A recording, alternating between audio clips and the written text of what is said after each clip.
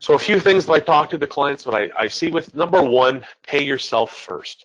What that basically means, if you don't already know, is that we want people to make savings like a bill, like something that has to be done.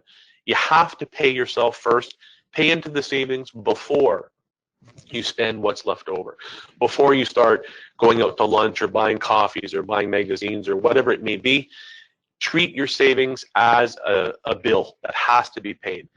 Some of the things that I've listed here that really hit home for a lot of our clients is using visual reinforcement, like a jar on a shelf or an email that comes from your savings account saying, you know, a new deposit was made or what the balance is. Save your loose change. Canada is very much a jingling kind of money nation. Our money is slowly turning into what we consider change, and we all grew up with quarters, nickels, and dimes, and it was not real money. It was just change that your grandparents gave you, or you took to the store to buy candy, or whatever it was. But slowly, change is now loonies and toonies. And some things that I tell my clients, you know, a dime doesn't seem like a lot, and probably a lot of people would just pass a dime if they saw it on the street or left it at home on their dresser. But if you get a 2-liter bottle of pop and fill it full of dimes, that'll add up to over $500, and it's a great visual reinforcement. You can put that on a shelf and watch it grow.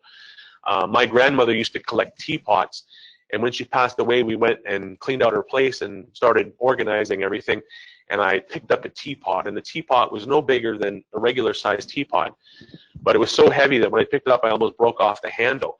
So when we opened it, it was filled with toonies, and we thought, okay, let's count this up, and a regular sized teapot, nothing special, had over $4,000 in toonies in it. She had been collecting toonies who knows for how long, and just that little bit of change that she felt wasn't real money added up very quickly. The next one is one that I adhere to, is give yourself an allowance. Friends of mine laugh, you know, you're 45 years old and you have an allowance, but it allows me to spend without having guilt, without having the worry that I went over the budget. I know what my budget is. It's in my pocket. It's cash in my pocket. That's my allowance.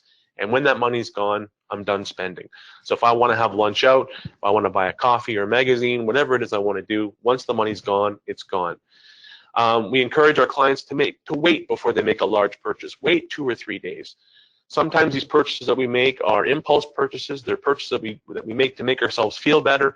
And if we had just waited a day or two, chances are the urge to buy whatever is going to pass. So if we can encourage our clients to do that, that's a great thing too. Packing a lunch versus eating out, another really great way to save some money. Eating out a lunch is a lot more expensive, and chances are a lot less healthy than just packing your own lunch from home. Make a list and stick to it. This goes for grocery shopping, goes for any kind of shopping, Christmas gift purchases, whatever it may be. Having a list and sticking to the list avoids the temptation of buying those impulse purchases when you're there. Gives you great motivation, that visual reinforcement of what you need to buy and sticking to it. And the last two are really important. Number one, avoid accumulating more debt. The more debt that you have, the more of your disposable income is going toward payments, and tackling current debt so that those current debts, those current payments will eventually subside or reduce so that you're not paying as much on those debts and hopefully have the debts paid off in full.